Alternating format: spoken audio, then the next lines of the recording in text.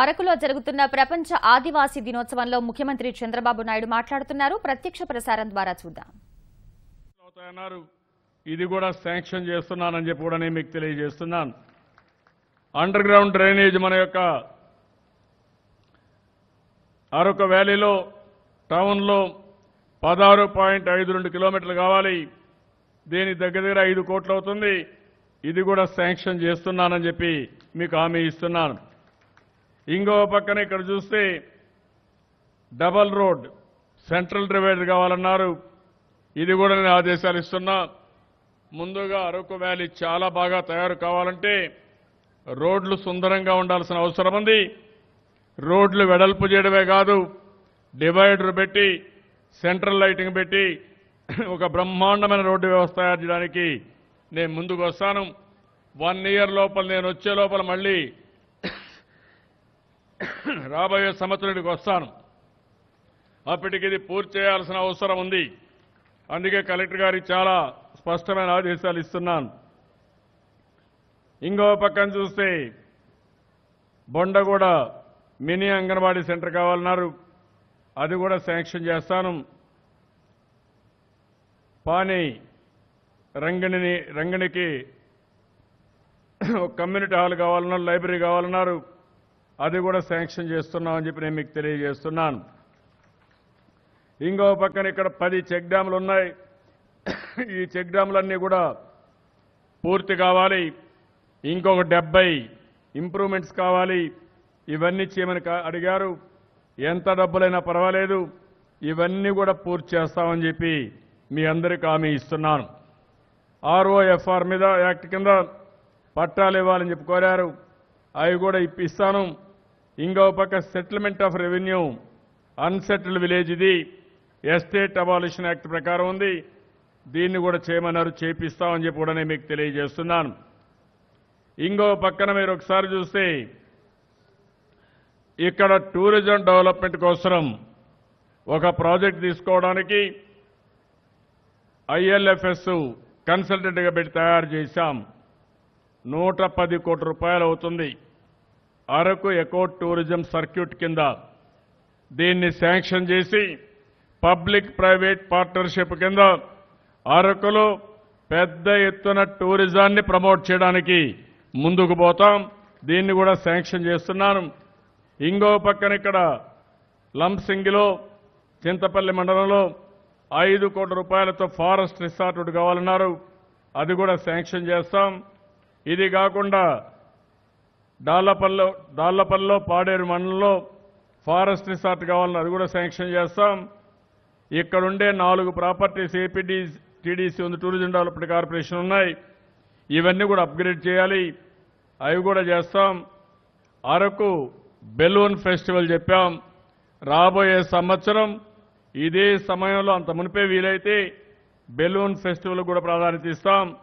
Araku yellow flowers festival కానీ, water fall festivals కానీ, ఇంకో పక్క అరకు ట్రైబల్ ఫెస్టివల్ కానీ ఒక క్యాలెండర్ ఇయర్ ఇస్తాం. నేను ఆలోచించేది ఒకటే, అరకు నిరంతరం ఏదో కార్యక్రమం ఉండాలి. ఇక్కడ టూరిస్టు రావాలి. కడాన ఈరోజు చూస్తే విశాఖపట్నానికి పెద్ద ఎత్తున విదేశాల నుంచి కూడా ట్రావెలర్స్ వచ్చే పరిస్థితి ఉంది. అక్కడి నుంచి మనం చూస్తే బై రోడ్డు వస్తే 2 అవర్స్లో ఇక్కడికి వచ్చే అవకాశం ఉంది. ట్రైన్ అయితే ఇంకా ముందు వచ్చే అవకాశం ఉంది. అవసరమైతే హెలికాప్టర్ కూడా 2 సర్వీసెస్ పెట్టుకుంటే 20 నిమిషాలు ఇక్కడ రావడం మళ్ళీ ఇక్కడి నుంచి పోయే అవకాశాలు ఉన్నాయి. ఇవన్నీ చేయడానికి నేను మళ్ళీ వస్తా. అవసరమైతే అరకుకు ఒకటే చెప్తున్నా, ఈ గిరిజన ప్రాంతంలో ఎక్కువ తిరుగుతా. ఇక్కడికి ఎక్కువగా వచ్చి అరకు అన్ని విధాలా అభివృద్ధి అయ్యి ఒక మోడల్ టూరిజంగా తయారయ్యే వరకు ఎడ్యుకేషన్ మీద, వైద్యం మీద ఎక్కువ శ్రద్ధ పెట్టడం, ఇక్కడ మన కల్చర్ని ప్రతిబింబించే విధంగా కార్యక్రమాలన్నీ కూడా చేపట్టాల్సిన అవసరం ఉంది. వీటికన్నిటికీ ప్రాధాన్యత ఇస్తానని చెప్పి మరొక్కసారి తెలియజేసుకుంటూ, ఈరోజు మీ ఉత్సాహం చూశాను. అది చూసినప్పుడు నాకు అనిపిస్తుంది నేను ఎంత చేసినా తక్కువే మీకు అండగా నేనుంటా. అన్ని విషయాలు నేను ఇప్పుడే కలెక్టర్కి చెప్పాను, రాబోయే ఒక 15 రోజుల లోపలనే అరకు డెవలప్మెంట్ కోసం, గిరిజన డెవలప్మెంట్ కోసం చాలా కార్యక్రమాలు చేస్తున్నాం. ఈరోజు చరిత్రలో ఎప్పుడూ చేయని విధంగా 9 ఐటీడీఏ ప్రాజెక్టులు, 5 ప్రాజెక్టులు ఐఏఎస్ ఆఫీసర్లు పెట్టి, 4 ప్రాజెక్టుల్లో గ్రూప్ 1 సర్వీస్ ఆఫీసర్లు పెట్టి ఎప్పటికప్పుడు మానిటర్ చేస్తున్నాం. త్రాగునీటికి ప్రాధాన్యత ఇస్తున్నాం, మీ ఆరోగ్యానికి ప్రాధాన్యత ఇస్తున్నాం, ఉపాధికి ప్రాధాన్యత ఇస్తున్నాను, పిల్లల చదువుకి ఎక్కువ ప్రాధాన్యత ఇస్తున్నాం. ఇక్కడ డబ్బుల సమస్య కాదు, మీలో ఒక చైతన్యం వస్తే, మీరు పూర్తిగా సహకరిస్తే మైదానంలో ఉండే ప్రజల కంటే ఏజెన్సీలో ఉండే ప్రజలు ఆనందంగా ఉండే కార్యక్రమం నేను చేస్తానని మరొక్కసారి మీ అందరికీ హామీ ఇస్తున్నా. మీరందరూ ఒకటే చెప్పారు, ఇక్కడ బాక్సైట్ తవ్వకాలు చేయొద్దని మీరందరూ నన్ను కోరారు. నేను అందుకే మీ మనోభావాల్ని గౌరవించడానికి బాక్సైట్ తవ్వకాల్ని పూర్తిగా నిలిపివేయడమే కాకుండా, స్టే ఇచ్చడమే కాకుండా నిలిపేశాం. దానికి కారణం ఇక్కడుండే ఆ ప్రజానీకం ఆనందంగా ఉండాలి, ఆరోగ్యంగా ఉండాలి, మీ జీవితాల్లో వెలుగులు రావాల్సిన అవసరం ఉంది. అది రావాలంటే ఇక్కడుండే సహజ వనరుల్ని, ప్రకృతి సౌందర్యాన్ని మనం ఉపయోగించుకుని అన్ని విధాలా ముందుకు పోవాల్సిన అవసరం ఉంది. దానికి ప్రతి ఒక్కరూ ముందుకు రావాల్సిందిగా మరొక్కసారి కోరుకుంటూ, ఈరోజు ఒక ప్రత్యేకత, మన గవర్నర్ గారు ఈ ఆదివాసీ దినోత్సవం మన మధ్యలో జరుపుకున్నారు. వారైతే వారు చూపించిన అభిమానం కానీ, వారు చెప్పిన మాటలంటే, నేను చాలా ఫంక్షన్స్కి అటెండ్ అయ్యాను, కానీ ఈరోజు అరకు వ్యాలీలో నేను భాగస్వామైన ఈ ఫంక్షను నా జీవితంలో మరిచిపోలేనని చెప్పి గవర్నర్ గారు చెప్పడం జరిగింది. వారిని మీ అందరి తరపున మనస్ఫూర్తిగా అభినందిస్తున్నాం. మనకు అండగా ఉండడానికి వారు ఇక్కడికి రావడం, మనలందరిలో ఒక చైతన్యాన్ని నింపే విధంగా వారు పర్యటించారు. అది మనకెంతో స్ఫూర్తినిస్తుంది. ఆ స్ఫూర్తితో ఇంకా పెద్ద ఎత్తున డెవలప్మెంట్స్ టేకప్ చేస్తామని చెప్పి కూడా నేను మీకు తెలియజేసుకుంటూ, మరొక్కసారి మీ అందరికీ కూడా ప్రపంచ ఆదివాసీ దినోత్సవ సందర్భంగా మనస్ఫూర్తిగా అభినందనలు తెలియజేసుకుంటూ, సంవత్సరం మనం ముందడుగేయాలి, చైతన్యంతో ముందుకు పోవాలి, అనుకున్న లక్ష్యాన్ని చేరే పరిస్థితి రావాలి. దానికి పూర్తిగా అందరూ సహకరించవలసిందిగా మరొక్కసారి కోరుకుంటూ, ప్రతి ఒక్కరికి అభినందనలు తెలియజేసుకుంటూ సెలవు తీసుకుంటున్నాను. జై హింద్, జై జన్మభూమి.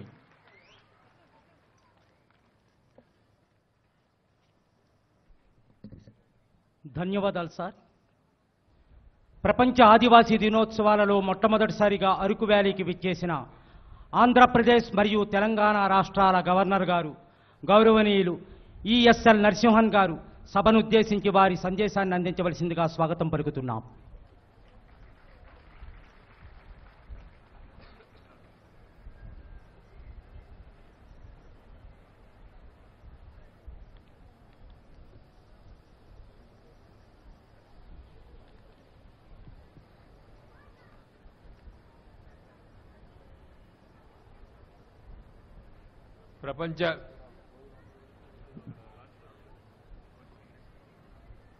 ప్రపంచ ఆదివాసీ దిన మహోత్సవ సంభవంలో ఈరోజు నవ్య ఆంధ్రప్రదేశ్ ముఖ్యమంత్రి మాన్య చంద్రబాబు నాయుడు గారు, వేదిక పైన ఉన్న మాన్య మంత్రులు, పెద్దలు, మీ అందరికీ నా శుభాకాంక్షలు. పచ్చని బయ్యలు, సేలయేటి నీళ్లు, కుంజితాల కూకుహులు, అడవి జంతువులు, ఆటపాటల వనాలు, అవే మన ఆదివాసీ బృందావనాలు. ఇదే ఈ నవ్య అరకుకి నేను డిస్క్రైబ్ చేసేది.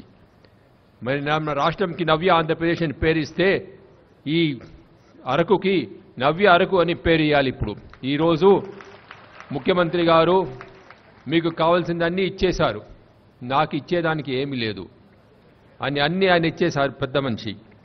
కానీ నాకు ఏమంటే ఈ పేదరికం అనేదానికి ఒక కొత్త అర్థం వచ్చింది ఈరోజు. పేదవాళ్ళు ఎవరు? మేము పేదవాళ్ళు, నగరంలో ఉండేవాళ్ళు మేము పేదవాళ్ళు, మీరు కాదు, మీరు గొప్పవాళ్ళు. మీరు మాకు స్వాస్థ్యం ఇవ్వాలి. ఇప్పుడు ఇక్కడ చూసిన ఈరోజు ఇక్కడ చూసిన అన్ని ఏమేమి చూశానో, కూరగాయలు చూశాను, పండులు చూశాను, మళ్ళీ చాలా గ్రైన్స్ చూశాను. ఇదని మీరు మాకు ఇచ్చి మా స్వాస్థ్యం మీరు కాపాడాలి, మీరే మాకు హెల్ప్ చేయాలని నాకు కోరిక. తర్వాత నేను ఇక్కడ విద్యా ఆరోగ్యం దానికి ప్రభుత్వం ఎన్నో మంచి కార్యాలు సంక్షేమ కార్యాలు చేసుకున్నారు. దాన్ని మీరు పూరగా అడ్వాంటేజ్ తీసుకొని పిల్లల్ని బాగా చదివించాలి. ముఖ్యంగా నాకు రెండు సజెషన్స్ అండి. ఒకటి, ఇక్కడ టూరిజం ప్రమోట్ చేయాలి పెద్ద ఎత్తున. ఆ టూరిజంలో ఆ క్రాఫ్ట్స్ బజార్ని ఒక పర్మనెంట్ క్రాఫ్ట్స్ బజార్ టూరిస్ట్ సీజన్లో ఇంకా ఎస్టాబ్లిష్ చేసి అక్కడ వేరియస్ ట్రైబ్ నుంచి వాళ్ళు వచ్చి వాళ్ళు చేసిన వాళ్ళు వేసుకున్న క్లోదింగ్, జ్యువెలరీ, ఆర్ట్స్, క్రాఫ్ట్స్ అదన్నీ అక్కడ చూపిస్తే, లైవ్గా చూపిస్తే దానికి they will be so much of demand ultimately. For example, even the grains that are being produced here, that should be shown, that should be really showcased to the visiting tourists in the form of a crafts bazaar. And that is where I think our demand is going to come, and you will really see that this will come other. And moreover, I think we should open in practically every major town oka Araku center, ante Araku bazaar, Araku showroom okati open cheyali. Aa Araku showroom lo anni chupistene maaku memu దీంట్లో ఉన్న వాళ్ళు, టౌన్స్లో ఉన్న వాళ్ళకి అర్థమవుతుంది అరకు అంటే ఏం దొరుకుతుంది. లేకపోతే ఇట్లా సంవత్సరంలో ఒకసారి వచ్చి మేము ఒక మనిషి చూసిపోయే దాంట్లో ప్రయోజనం లేదు. Every town I think should have an Araku showroom is what you should open. The coffee of Araku, the pasupu of Araku, the pepper of Araku. I mean పసుపు పొడి అనేది ఇప్పుడు ఆర్గానిక్ పసుపు పొడి అనేది పెద్ద డిమాండ్ ఉంది నగరంలో. మీరు ఇక్కడి నుంచి పంపిస్తే మా నగరవాసులకి ఎంతో బాగా సంతోషంగా ఉంటుంది. తర్వాత నేచర్ క్యూర్ సెంటర్ కూడా ఒకటి ఓపెన్ చేయాలి. ఇక్కడ నేచర్ క్యూర్ సెంటర్ ఓపెన్ చేస్తే చాలా టూరిస్ట్ వచ్చి ఇక్కడ ఉంటారు, 5 రోజులు 6 రోజులు ఉంటారు. అండ్ టూరిస్ట్ కూడా వచ్చే వాళ్ళకి ఇంత యాక్టివిటీస్ పెడితే 2-3 రోజులు ఉంటే వాళ్ళు స్వాస్థ్యం కూడా బాగా అవుతుంది. కాబట్టి ఇది చాలా ఒక గొప్ప దినం ఈరోజు. మీరందరూ కలిసి మెలిసి బాగా పనిచేసి మీ పిల్లలకి బాగా చదివించి మీరు అన్ని సంక్షేమ కార్యం ఏమేమి ప్రభుత్వం మీకు ఇస్తున్నదో దాని లాభం తీసుకొని మీరందరూ బాగా సంతోషంగా ఉండాలని నేను కోరుకుంటున్నాను. మరోసారి నాకు ఇక్కడ భాగస్వామి ఇచ్చేదానికి మీ అందరికీ ధన్యవాదాలు. నమస్కారం.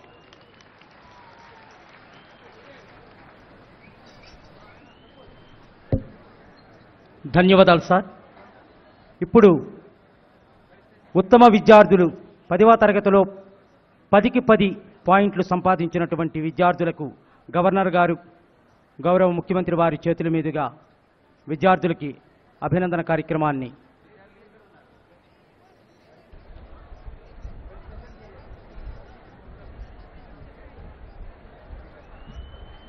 ఈరోజు